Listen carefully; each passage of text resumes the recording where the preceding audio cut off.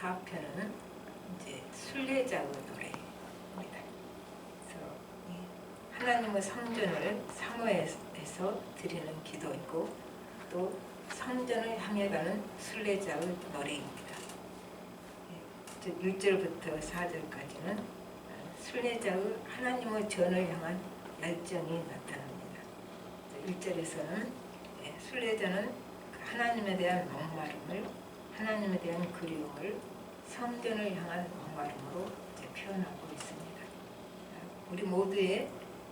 우리가 모두가 무엇인가 배고파하고 있고 목말라하고 있습니다.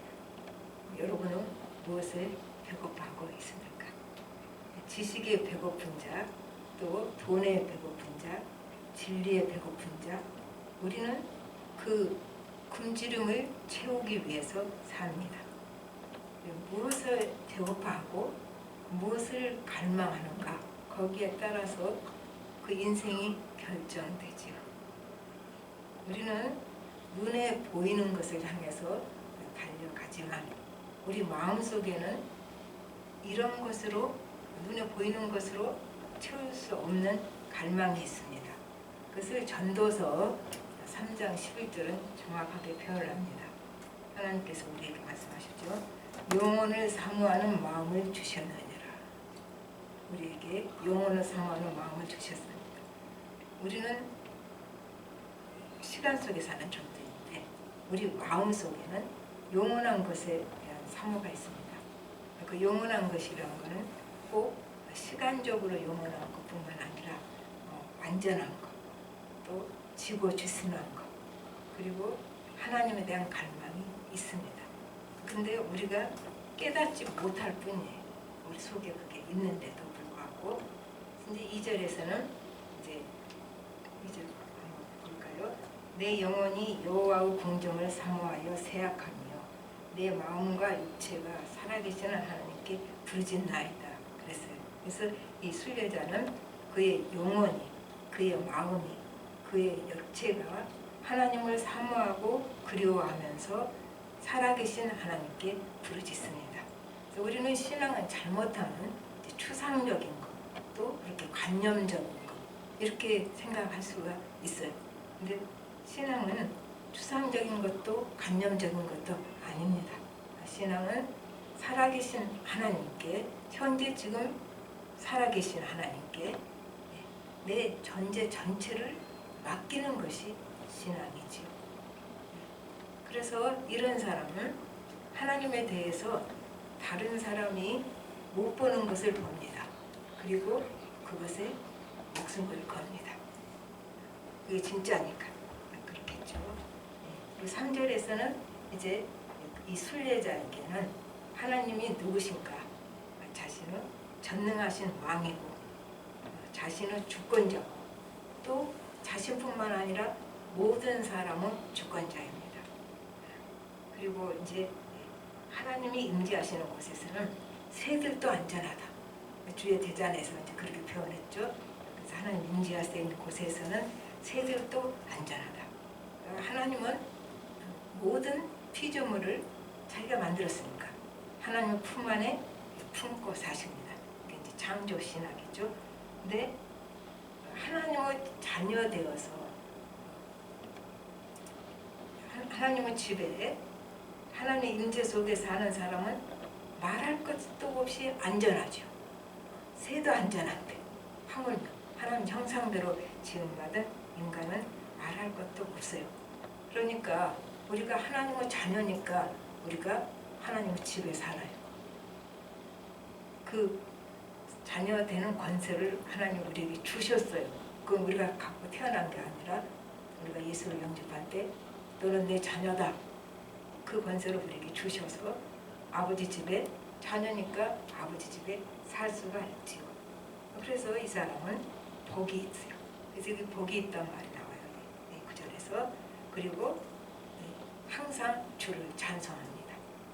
그리고 자기 속에 깊은 감동이 있으면은 찬송이 깊어요. 근데 자기 속에 감동이 없으니까 찬송이 어떻게 돼요? 굉장히 감상적으로 흐릅니다. 속에 감동이 있는 찬송은 찬송 자체도 그 영혼의 깊이가 묻어져 나오는 것이죠. 4절 한번 보실까요? 주의 집에 사는 자들은 복이 있나니 그들이 항상 주를 찬송하리이다. 그렇죠? 네, 하나님의 자녀로서 하나님 집에 사는 사람들은 다 복 있는 사람들입니다. 그리고 이제 5절부터 8절까지는 순례자의 길을 나타냅니다. 5절 한번 보십시다. 주께 힘을 얻고 그 마음에 시온의 대로가 있는 자는 복이 있나이다. 순례자는 자기 힘으로 살지 않고 하나님 주시는 힘으로 삽니다.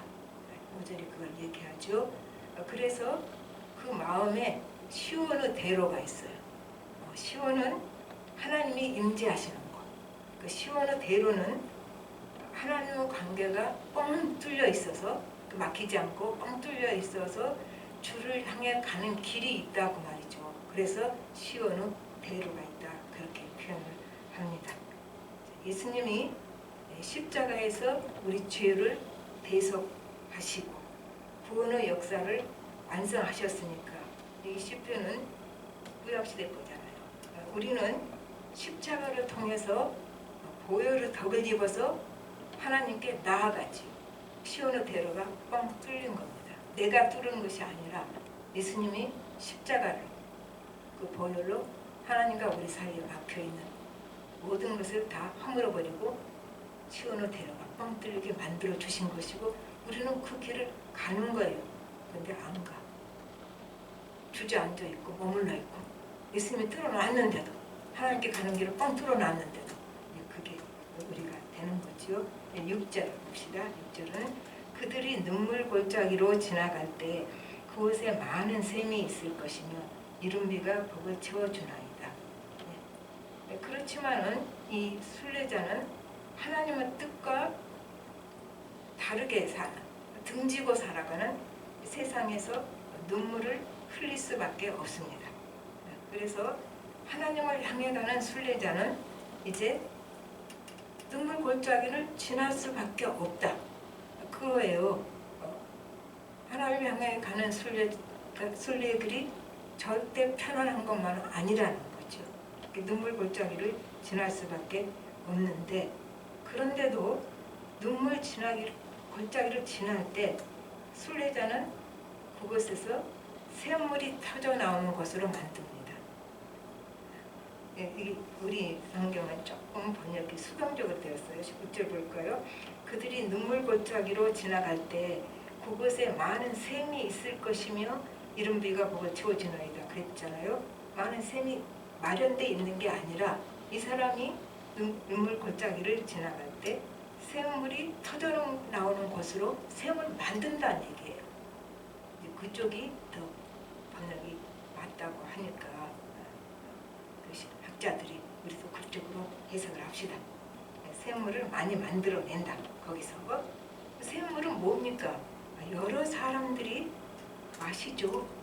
그래서 이 순례자는 사람을 살리는 자가 되고 이제 생명수를 마시게 하는 자가 되는 것이죠.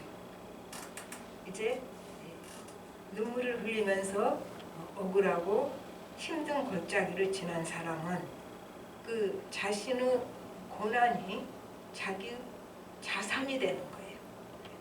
다른 게 자산이 아니라 그게 자산이 되어서 남의 고통에 공감해 줄 수 있고 같이 아파해 주고 그리고 위로자가 될 수가 있습니다.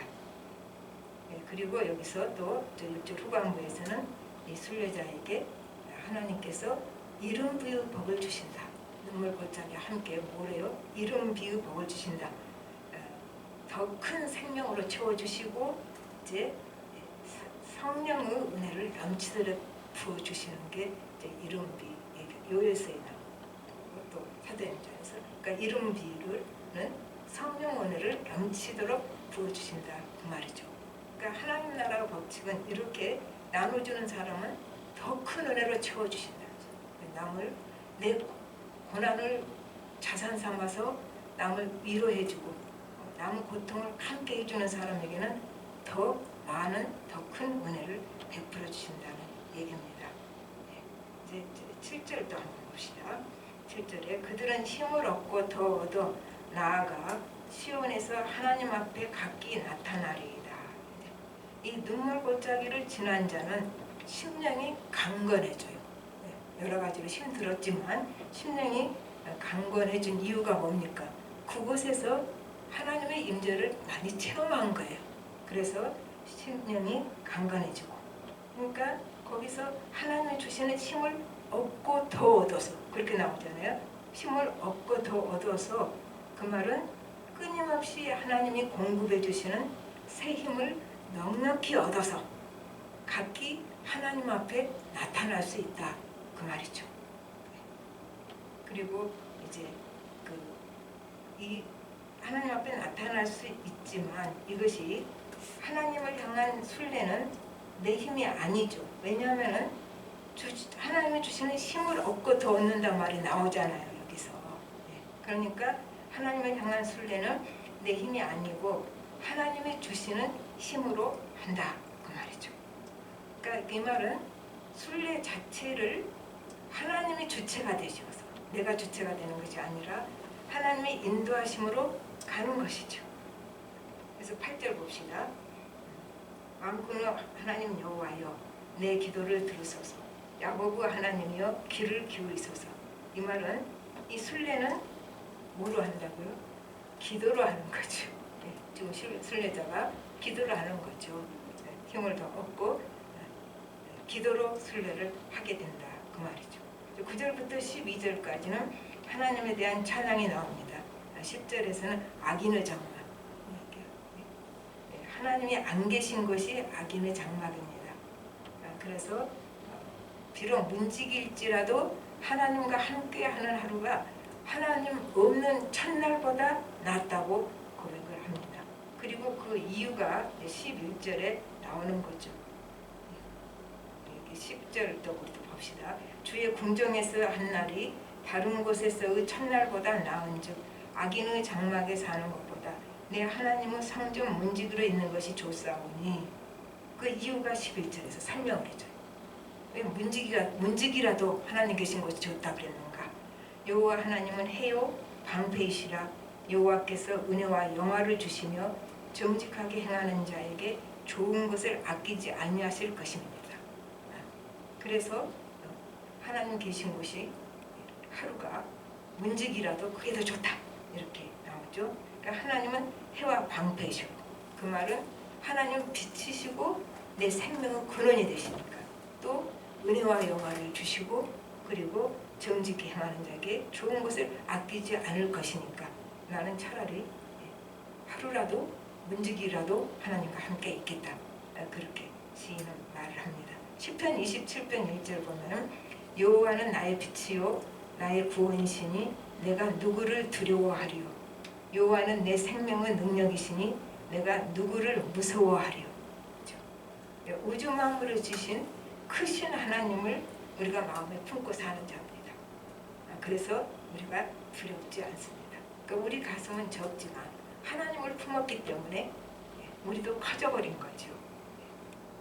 12절 이제 말씀을 맺어봅시다. 12절로 만군의 여호와여 주께 의지하는 자는 복이 있나이다. 그래서 하나님께 의지하는 자가 복이 있다, 그 말이죠. 요약을 해보면은, 말씀 요약을 해보면 예배드리러 교회 가는 거 하나님 앞에 더 가까이 나아가기 위한 순례예요, 그것도. 그리고 내 존재가 늘 하나님 앞에 계속 서 있으면은 어떨까요? 점점 내 생각이 하나님 생각을 닮아가지요. 그러므로 하나님과 관계가 더 깊어집니다. 그리고 하나님은 우리 순례를 기뻐하셔요. 왜냐하면 우리를 사랑하시니까, 아들을 내어줄 만큼 사랑하시니까 하나님은 사랑하는 우리를 곁에 두고 싶으셔요. 그래서 우리가 순례를 해서 순례자가 되어서 하나님께 계속 향해 가는 것을 기뻐하신다, 그 말입니다. 그리고 우리가 순례의 길을 가는 동안에 눈물골짜기를 지날지라도 그곳에서 우리가 샘을 터지게 하는 사람이 되게 만드시고 사람을 살리는 사람 되게 우리를 만드신다, 그 말입니다. 그리고 이거는 샘물은 사실 하나님이 우리를 통해서 만들어 주시는 거거든요. 그러면 하나님 내게 부으시는 생수가 나를 통해 나가죠. 그러면 나는 생수 통로가 됩니다. 그래서 내가 생수 통로가 되어서 목마른 자에게 생수가 흘러나가게 하는 사람이 되는 거죠. 생수는 하나님이 부으시고 나는 그 통로가 되어서 내게 부으시는 그 생수가 내가 통로가 되니까 다른 사람에게 흘러가게 된다는 얘기입니다. 그리고 이제 아까 순례자에게 하나님은 이른비 은택을 주신다 그랬죠. 그래서 이것이 영적으로만 해석할 것이 아니에요. 성령의 충만함을 주실 뿐만 아니라 우리가 아등바등 악을 쓰고 살지 않아도 내 삶의 모든 영역에서 하나님께서 풍성히 채우신다 그 말이죠. 이른 비가 있어야 뭐 파종도 하고 뭘 할 거 아닙니까? 시작은 이른 비에서 시작하죠.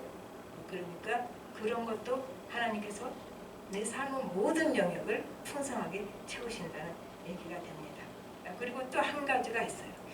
하나님은 순례의 길을 기뻐하신다면서요. 순례자를 기뻐하시면서 왜 눈물 골짜기를 허락하시는가? 거기에 대해서 우리가 또 생각할 수 있어요. 하나님은 순례자 길에서 눈물 골짜기를 없애주시는 것이 아니라 눈물 골짜기를 잘 살아내게 하십니다. 그래서 그게 복이 되게 하십니다. 그게 하나님의 방법이에요. 그래서 그 흑인 연가 중에 이 산을 옮겨주지 마시고 내게 이 산을 옮겨갈 힘을 주십시오. 그런 연가가 있어요. 그 마찬가지예요. 그러니까 눈물 골짜기를 없애주시지 않고 그 눈물 골짜기를 잘 살아내서 그거 자체가 복이 되게 하신 거죠. 그러니까 하나님이 내 손 붙들고 계시니까 나도 하나님 손을 붙잡고 그 골짜기를 지나가는 겁니다. 나 혼자 지나가는 것이 아니고. 그리고 이렇게 하나님을 붙잡고 눈물 골짜기를 살아낸 사람에게는 이게 중요해요. 내게 있는 어려움을 살아내야 하는 거죠. 우리는. 이 살아낸 사람에게는 뭐가 있어요? 영혼의 깊이가 있습니다. 그리고 광채가 있습니다. 눈에 안 보이지만.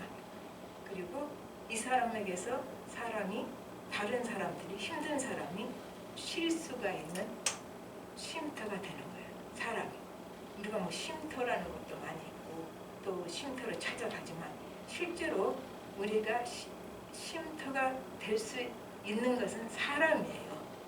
내가 쉼터가 될 수 있는 사람이 된다는 얘기죠. 뭐를 통해서? 눈물 골짜기를 살아내므로 말미암아서. 그래서 12절을 읽음으로 오늘 말씀 끝내겠습니다. 만군의 여호와여 주께 의지하는 자는 복이 있나이다. 우리가 주께 의지해서 눈물 골짜기를 넉넉히 살아내서 하나님 주시는 복을 다 누리는 사람 됐으면 좋겠습니다. 다 같이 기도하겠습니다. 하나님 아버지, 주님의 은혜를 감사를 드립니다. 하나님을 사랑하고 사모하는 자에게는 하나님께서 고난을 면제해 주시는 것이 아니라 그 고난을 이겨낼 힘을 주시고 그 고난을 이겨낸 자에게 주시는 복을 우리가 누리게 하시고 그 고난 속에서 그 고난이 내게 복이 되게 하시는 하나님을 감사를 드립니다. 우리가 우리에게 주어진 길을 잘 살아내어서 힘든 길을 삶으로 말미암아서 주님 뜻대로 삶으로 말미암아서 말씀을 붙잡고 삶으로 말미암아서 하나님이 내민 손을 붙잡고 살아내므로 말미암아서 우리가 영혼의 깊이가 생기고 하나님과 더 깊은 교제가 이루어지고 다른 사람들에게 쉼을 줄 수 있는 사람이 되게 하여 주시옵소서. 모든 말씀 예수님으로 기도합니다. 아멘. 네, 우리